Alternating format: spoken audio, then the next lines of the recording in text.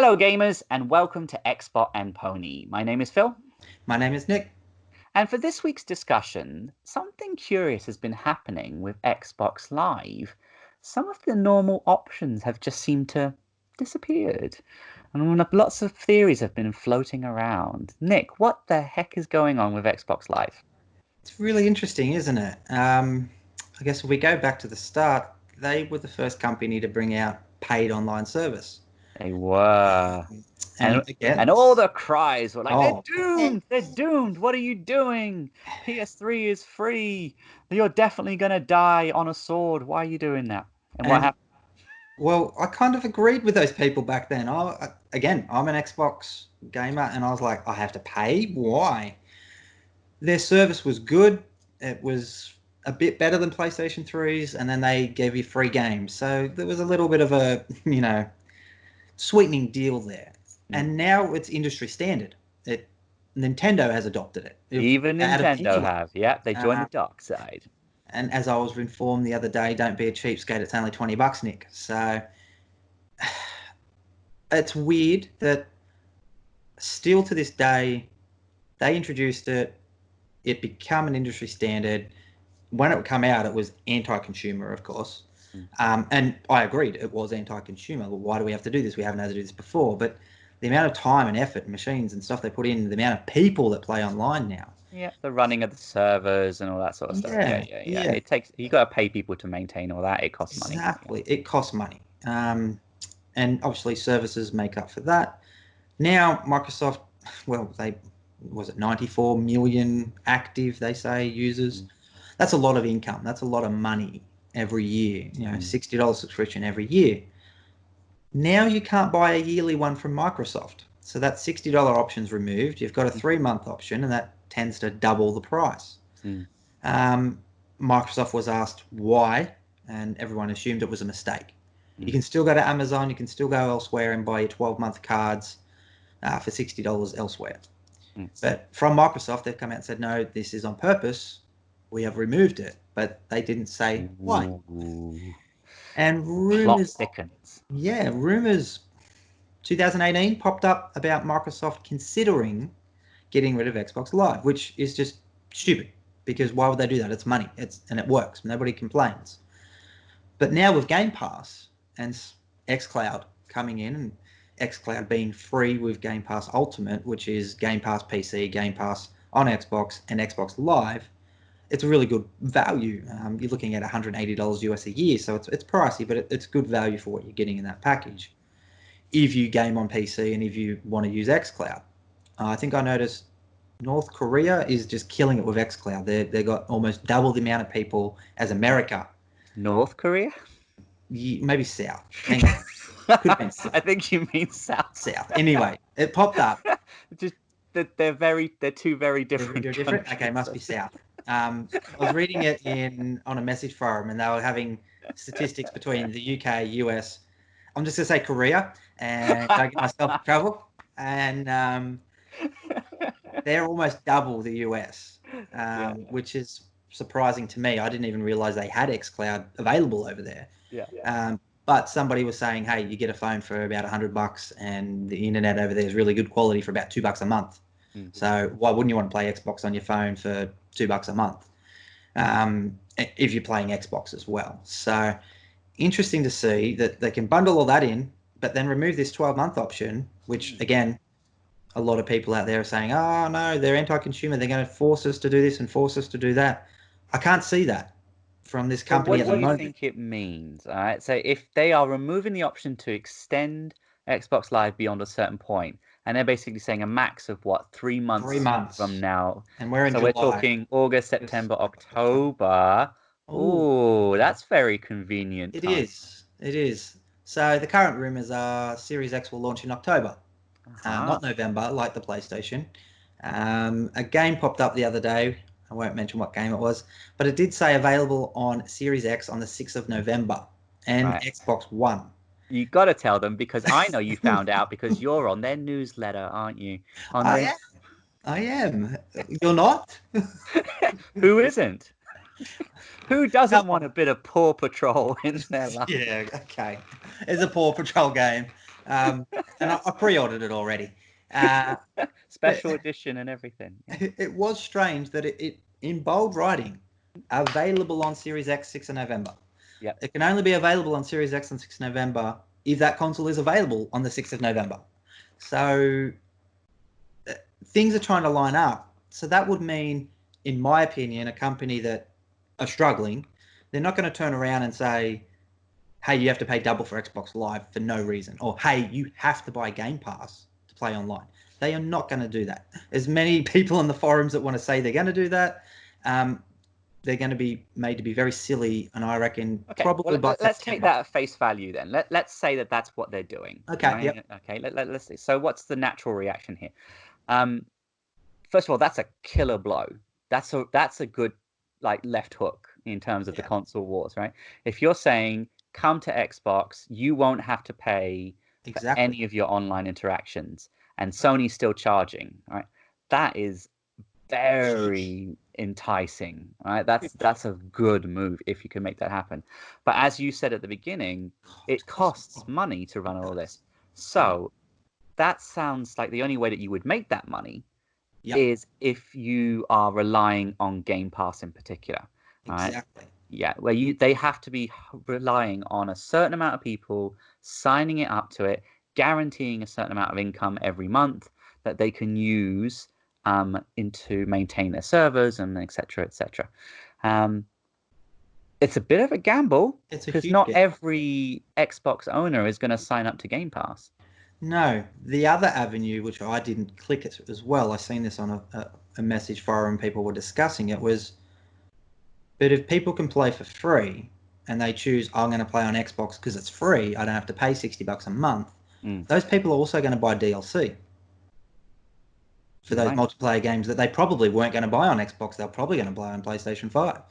Look at Call of Duty. If you can play Call of Duty for free, and how many people play Call of Duty? How many people play FIFA? Those games make more money on their DLC in the long run, or just as much as they do selling the actual physical copies of the game. So you get these people over, bang, bang, bang, they're playing online for free, and then they see Game Pass and they go, well, hang on, I can play these games online for free, but I can also get Microsoft's games, Perfect Dark, Gears, Halo, all of these games for Game Pass for $10 a month, and I can play them online for free as well. That's a huge draw, and there's more revenue there because those people are going to be buying DLC, and you make your money back on Game Pass subscriptions if you get them. If not, just DLC. So it really opens up the console war a lot more than we thought it would. It brings Microsoft closer. Again, we don't know if they're going to do this, but everything leads towards that. At the moment, you can't play Warzone or Apex Legends or Fortnite on Xbox Live without having Xbox Live Gold. And you can't watch Netflix either. And Netflix. For this company that's so pro-consumer in the last 12 months to 18 months, it's a very weird move, isn't it? So you'd want to remove that for your next console. Regardless of what happens, that's going to be removed. That's not going to happen on Series X. So I think, yes, I think they're going to announce it probably September. Hence, that 3 months is the only thing you can do. It prevents people from buying a 12-month thing and saying, hey, I just bought 12 months, give me a refund. They don't have to. They can say, okay, you bought 3 months, you're a month over. Here's what your 1 month will turn into 3 months of Game Pass. Well, what's okay? So that's obviously the ultimate positive outcome for gamers if that happens. So what's the potential negative? It's two options, isn't there? Yeah. So one that pops to my mind, it sounds silly, is that whatever I don't know how it works, you have to explain it better to me, but let's say you buy 12 months of credit, right, for Xbox Live.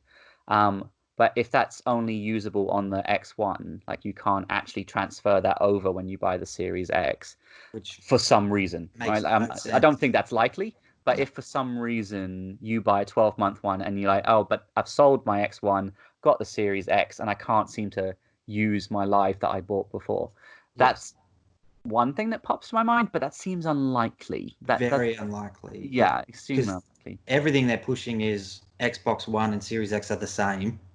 They're the same family for at least 2 years anyway. So, all your games come forward and all your games go backwards for the Yeah, next that's what I 2 mean. years. It would They're feel not going odd to, if you didn't, and they've right? already said your Xbox Live transfers over. So your Game Pass transfers over. All your games, when you boot up your Series X, they're there. If you own them on your Xbox One, you plug in your hard drive, boom, they're there. You own them. So they're not going to do that.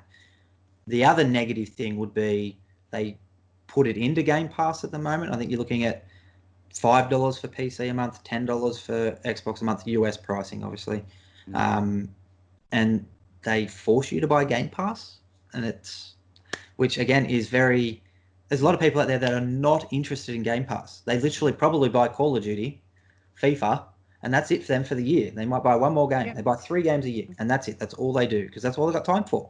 They play online with their And those friends, games might be on Game Pass, so and they won't it's not be. worth their They're while. not Yeah. going to be on Game Pass. So they're not interested in Game Pass. They don't play indie games. They're not interested in Microsoft's first-party exclusives. They're not interested in anything else but their little core niche of Call of Duty, FIFA, etc., Battlefield, those big online games that sell heaps and they're very popular.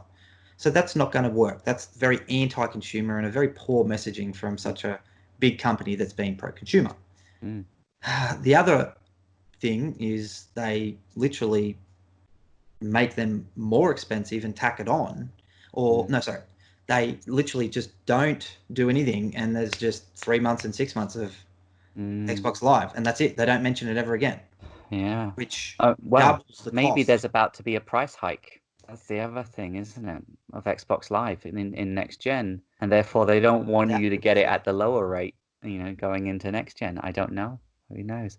But hopefully not. Hopefully this is because they've been making the right moves, Yes. and they've been doing things that have been designed to make their gamers as happy as possible and to get the most value out of the console, right? So Exactly. it seems unlikely, but hopefully it's not I'm anything about negative. Yeah. 80% confident in September they'll come out and say no more Xbox Live. It's free. And I think they'll push it with Halo. It's their biggest launch in a while. It sounds like this is going to be a bit like Sea of Thieves. Hopefully not bad at the start and better in the end. But it seems like they're going to continue to support this Halo Infinite game for a long time. It's not just going to be a launch title. Here's another Halo in 5 years. I think they're going to really be aggressive with it. And if they make that free online, that's huge. That's a big get for Microsoft to get people back into that universe and their ecosystem. And it's not about buying a Series X because you can play it on Xbox One. It's about being in the ecosystem. So different strategies and different approaches to the industry from Microsoft at the moment, and it's going to be interesting to see what they do. So what do you reckon? I know it won't be Friday because they've said it's only going to be games, but if Microsoft come out and say free online, baby, what do you think Sony will do? Would you think they'll follow suit, or do you think they'll like, oh no, all right, no, we're going to keep charging? I don't think Sony can afford to. No. They don't have that extra revenue of Game Pass. PS Now's not taking off, and don't get me wrong, they're selling a lot of consoles and a lot of games. I mean, there's money there, but they don't have that services to come back. And again, PS Now could be, to be fair, it could be. like the infrastructure's there and the games are there. It's a bit pricey, They need to and it's restructure. not available in a lot of places. Yes. So if they can obviously change that next gen, actually it could theoretically be a decent service, but it's just not quite there yet. They just need to copy Game Pass. Like, just change it to Game Pass. Yeah. Call it what it is, but just say this is the PS Now 2.0 or PS Now And that may happen. PS5. They're very much generational, so they could even just say this is the new PS Now going forward, PS5 and PC, and every game is downloadable. They're not going to give you your exclusives day one like Microsoft's doing. They're not down the bottom sales wise. They're not need this comeback thing. So that's a desperation thing for Microsoft. We know that, but we're enjoying it. I mean, I get all those games and all those Xbox games, those games for free, so we're enjoying it. They won't do that, but if they can do backwards compatibility, PS1, PS2, PS3, just smash as many games in there as they can, that's a huge get for Sony. Huge. And people will sign up for it then. They will. I mean, you've only got to look online to see how many people want backwards compatibility on the PlayStation. They want it. Yeah. All this behind me, I would love it if I could just put the disc in one console and it would just work. go. And just go. That's, I mean, time will tell. Hopefully this is what we want. We want a company to be aggressive and pro-consumer. So the other company has to go, white flag, white flag. We have to So do the same. no, if that's the move, then bravo, Yeah, bravo, Microsoft. That's a great, great move, and it's certainly going to make people think twice. Yeah. 100%. So, let's see what happens, eh? We'll find out next couple of months, that's for Right. sure. What do you guys think? Is there any sort of depth to this? The idea of removing a few of the month options for Xbox Live. Is there something grander on the horizon, or is it just a way of making more money? All right. Why don't you let us know in the comments below? Like and subscribe, and yeah, if you think that this is a good move that would make you want to buy an Xbox over a PlayStation and you're on the fence, let us know below as well. Okay. Take care, Right. guys. Bye. Bye.